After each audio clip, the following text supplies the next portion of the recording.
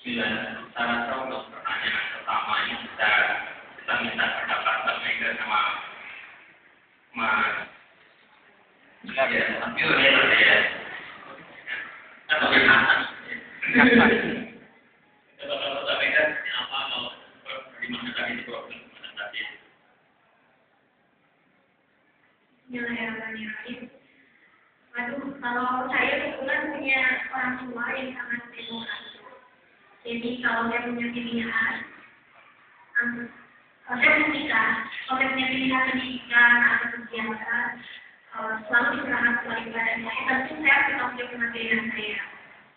Tapi yang jelas kalau itu mungkin orang tua seperti itu bisa jadikan komunikasi yang kurang. Orang tua sebenarnya pasti inginkan yang terbaik untuk anaknya. Kalau kita bisa mengkomunikasikan dengan baik, pada yang saya alami selama ini setiap yang saya pilihan dalam hidup saya, kalau saya bisa berkomunikasi dengan baik, kemudian saya memberikan alasan-alasan yang tepat kenapa saya memilih, kemudian apa lebih banyak manfaatnya atau keberadaannya seperti apa. Orang tua akan terdaftar langsung secara logika untuk gambar, oh iya anak saya punya pilihan yang baik untuk masa depannya, yang manfaatnya lebih besar, yang kira-kira mungkin belum dialami oleh orang tua saya namanya. Akhirnya orang tua saya memberikan pilihan saya tersebut, tapi ada saatnya di mana saat saya berpilihan, orang tua saya pasti lebih mengetahui keadaan saya seperti anaknya, karena bagaimanapun yang mengetahui diri saya selain saya sendiri adalah orang tua saya, karena beliau ini adalah yang mengurus kesehatan saya, merawat saya, agar kita tahu kapasitasnya seperti apa. Bisa jadi saat anak berbicara seperti itu tentang pilihan-pilihan, aku tahu ya udah emang anak minat pilihan saya dan ini saya tahu dia yang terbaik untuk anak saya. Dan memang itu kejadian sama ibu saya. Jadi ibu saya punya pilihan yang lain, tapi orang tuanya memilihkan ayah saya. Ternyata alhamdulillah sampai sekarang itu jodoh alhamdulillah lancar. Apa ya? Orang tua itu kadang tapi kita juga perlu mengkomunikasikan dengan baik.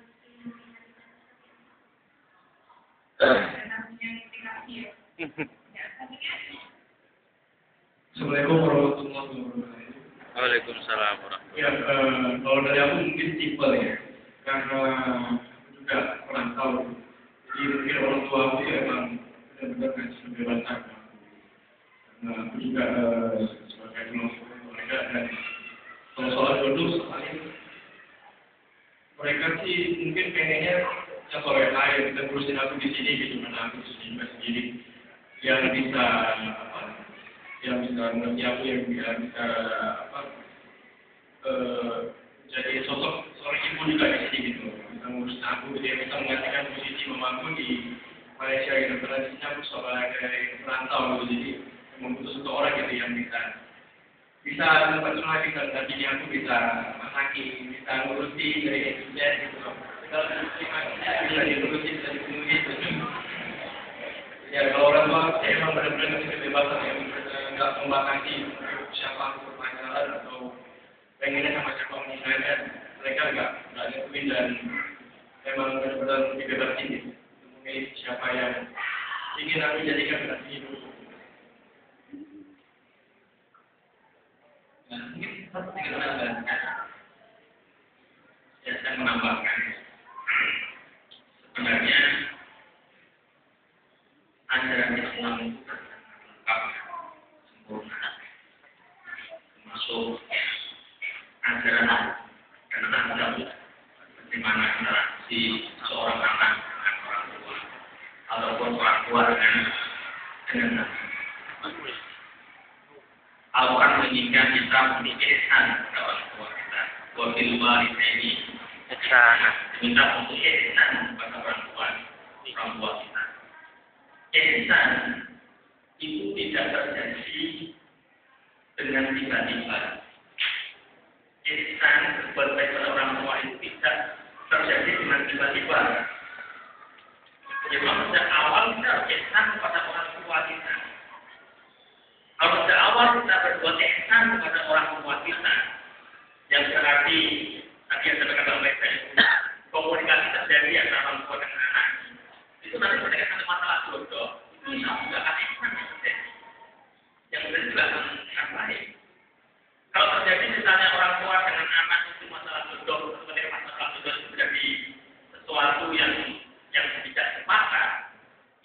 kalau di rumus sejarahnya biasanya ada pelatihan antara orang tua dan anak itu dalam beberapa masalah terjadi ini. Mungkin anaknya tertutup atau orang tua yang tertutup. Saya rasa semua orang tua benar menginginkan yang terbaik untuk anak. Dan yang terbaik. Cuma kadang-kadang memang cara berpikir orang tua tidak seperti cara berpikir anak itu. Dan inilah perlu komunikasi. Ini perlu komunikasi. Mungkin pertanyaan bagaimana kalau ada orang tua yang nyuwun saya itu memang benar-benar banget di. Pokoknya itu kebangetan. Udah balik sekali. Orang tuanya kan banget di, memang benar-benar ilmunya semuanya ketika muncul itu. Anaknya baik. Yang dipilihkan juga baik. Misalnya anaknya laki-laki. Itu kan, dia pengen nikah. Masuk kepada ayah ibunya. Yang dipilihkan juga perempuan yang baik, dari keluarga yang baik, dari bapak, misalnya. Jadi mungkin kurang materi kita. Orang tuanya benar-benar kebangetan, pokoknya enggak. Kamu harus ikut ibu. Dia ibu atau dia? Jadi optimalnya juga boleh ibu atau dia? Ini mungkin bakal berarti perlu perjuangan. Perlu perjuangan untuk apa itu? Pada akhirnya nanti ibu tetap akan bisa kalau ada bisa menyampaikan apa itu bahwa pilihan ada bukan pilihan yang salah. Hanya orang tua perlu meyakinkan. Tetapi itu ketika mentok, benar-benar mentok, kalau tidak benar-benar mentok maka patokannya sebenarnya lapor kalimat mungkin di manusiatul khalid. Tidak ada ketaatan pada makhluk dalam maksiat kepada Allah Subhanahu wa Ta'ala meskipun itu orang tua kita. Kalimat ini saya sampaikan ini di ujung terakhir kan upaya Anda dengan negara-negara lain. Dan kemudian di awal sudah ada takut. Tolong diperhatikan baik-baik sejak awal. Ihsan. Terakhir kalau sudah mentok, misalnya yang jadi korban ini perempuan itu ingin suami yang soleh, dia sudah punya pilihan, dia juga kata ayahnya nggak mau kan? Aku sudah punya pilihan untuk kamu, yang dipilihkan karena orang nggak benar, sudah dia saya. Tapi orang-orang tahu, kalau orang itu maaf, misalnya dia suka main perempuan, asalnya. Ini kan terjadi pada dasarnya. Pak Karena kan nggak tertolong orangnya. Nanti dia kayak yang mungkin terima. Jangan kan? Nah kalau udah pada semacam ini, saja kayaknya ultimatum model kamu kan harus ikut. Selama ada usaha harus ikut pada ayah. Ini boleh Anda gunakan lato Anda mungkin di maksiatil karena ada takut kalau tadi kasih dia masa hilang. Sebab ada sebuah riwayat Bapak Ibu. Ada seorang perempuan gadis perempuan datang kepada Rasulullah SAW. Beliau mengajukan tindakan ayatnya yang semena-mena kepada Rasulullah. Ayatnya itu menikahkan dia dengan seseorang. Dan dia nggak mau, pokoknya nggak mau dengan minta supaya Rasulullah bersikap adil. Kemudian ketika gadis itu mengatakan memang dia tidak suka dengan orang tuanya, ya Rasul ingin membatalkan pernikahan itu, ya kan? Boleh dibatal? Benar-benar tidak suka. Artinya Rasul tahu kalau ini dilanjutkan nanti agamanya terancam. Agamanya terancam. Sholat tidak sholat. Dia menderita aja tadi. Tapi kemudian gadis itu mengatakan, oh nggak perlu dibatalkan oleh Rasulullah. Sekarang saya hidup di antara saya. Ternyata tujuan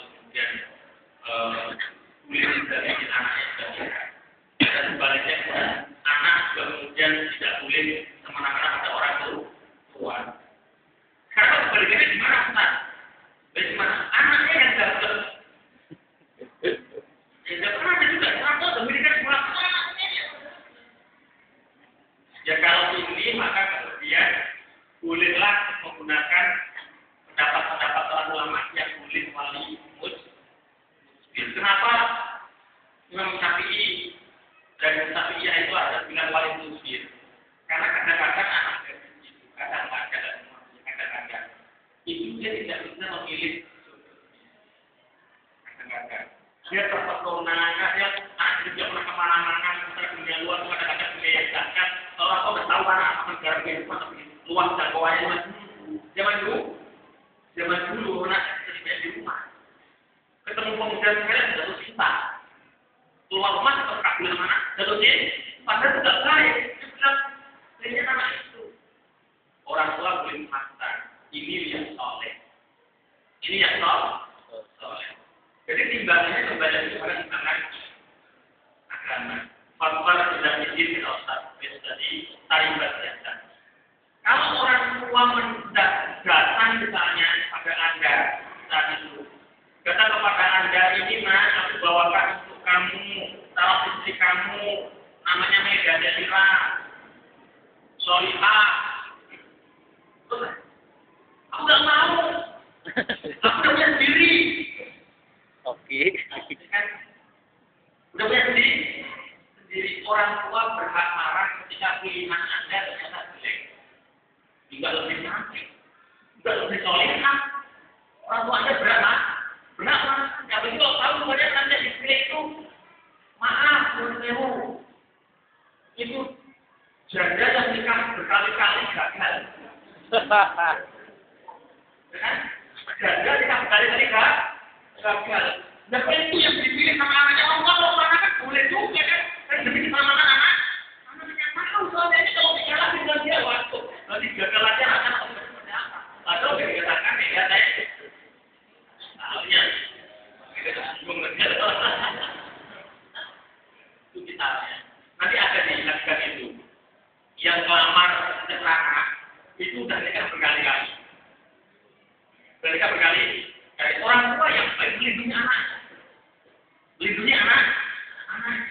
Dan kemudian jelas saja itu sudah dia kalau kita taruh seperti apa. Kalau soleh, ya kenapa tidak? Masalah itu Allah yang menentukan dia Allah yang kalian musuh jauh. Kalau dia itu masih fakir sekarang itu berproses. Besok kita akan dikayakan oleh Allah Subhanahu wa Ta'ala. Yang penting adalah kita akhlaknya seperti apa. Itu yang paling penting. Walaupun dia janda berapa tuh beranak 3 kali nikah gagal, tapi yang penting kan kaya raya saja. Orang tuanya bermasalah. Tadi jelas ya mas ya. Jadi wabil walidaini.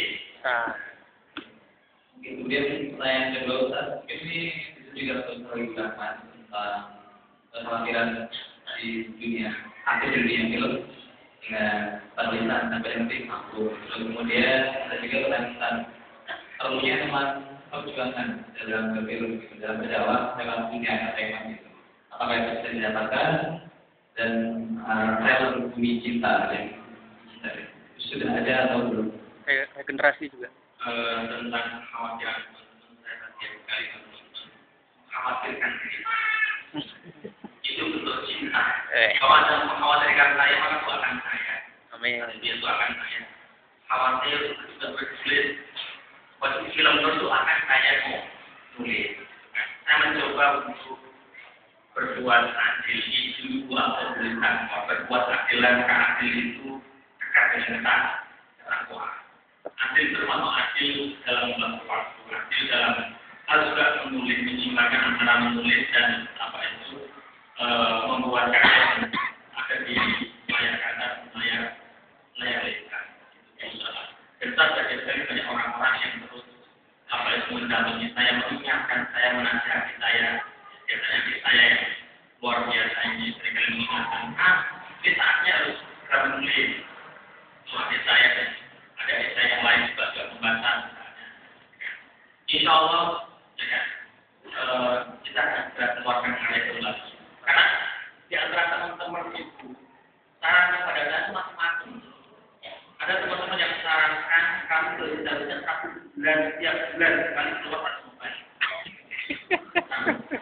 Saja bagus. Dia membiarkan apa itu kami itu menunggu. Jadi ada senang buat apa ya, buat apa ya. bulan. Nah, beliau bagian apa itu menjualnya, memasarkan dan sebagainya. Kalau setiap bulan berbuah. Ini belum maksimal. Ini sudah muncul barulah. Kemarin saya ketemu dengan Pak apa itu Ikram, Wan Kiram, Metode Kiram itu ya profesor senior dari kita, ya, ketemu sama-sama di kota Al-Azhar, ya. Pertemuan Nabi Al-Azhar, beliau bilang ke saya, Ustaz, Anda itu jangan sering-sering nulis. Paling cepat terus 2 tahun saja. Itu benar-benar dia benar. Kalau satu tahun itu cuma 2 tahun sekali, ketika orang berkerusan, kasih.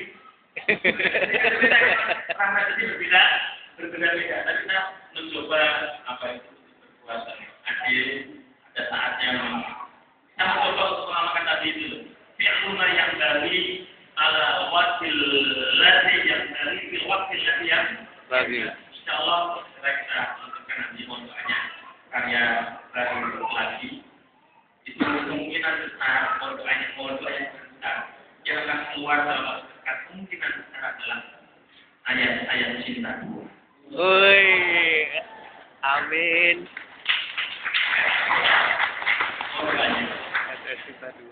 Kayak Terus kemudian Bumi Cinta itu yang bikin trailer itu tidak tahu siapa, nggak tahu siapa yang buat.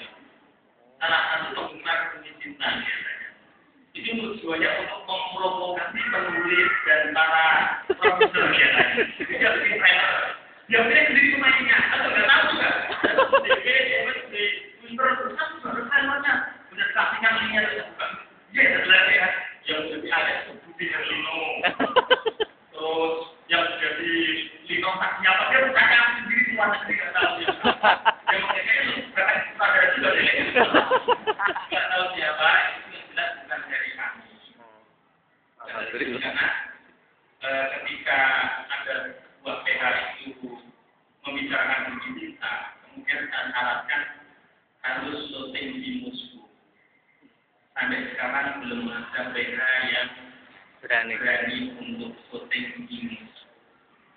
Tidak mungkin Bumi Cinta itu musim dingin bersalju dan latar belakang Moskow terus syuting di Semarang.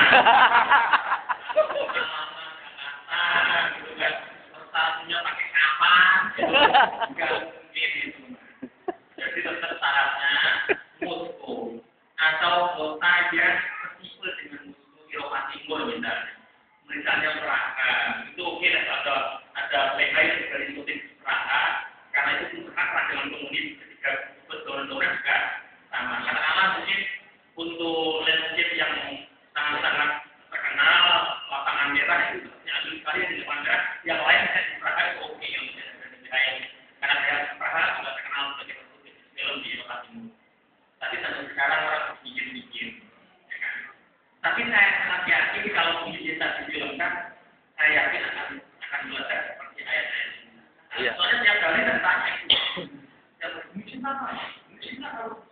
Bumi Cinta apa? Kadang terpikir begini, apa? Gimana kalau sama terusir gimana?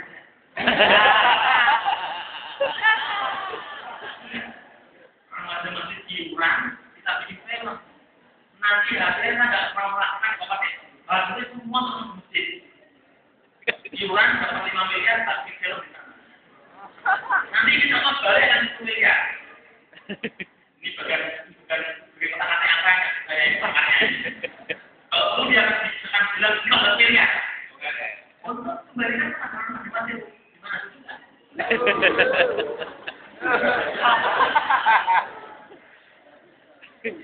Mungkin lagi pertanyaan yang dari Kevin tadi, apa filmnya digabungkan dibanding novel-novel yang lain? Alasannya mudah saja, karena temanya ini dan itu. Regenerasi. Kenapa cinta diri sendiri dulu kalau tidak dibanding yang lain? Bismillahirrahmanirrahim. Berarti tadi yang bertanya kenapa menggapai cinta kepada Allah karena melewati cinta diri sendiri. Kalau yang dapat harus dengan kalimat man arafa nafsahu faqad arafa rabbahu. Itu bersyarat man barang siapa arafa telah mengetahui dirinya, nafsu dirinya, faqad arafa, maka dia betul-betul akan telah mengetahui Rabbnya. Jadi ini hampir sama dengan ketika kita berdoa. Rabbana atina fid dunya hasanah wa fil akhirati hasanah wa qina adzabannar. Jadi sebelum sampai ke akhirat, kita hidup di dunia dulu. Rabbana atina fid dunya hasanah. Baru kemudian akhirat, jangan jadi kutu loncat. Tiba-tiba sudah langsung akhirat. Dunia dilupakan. Nah, ini kayak pelajaran anak kecil ketika di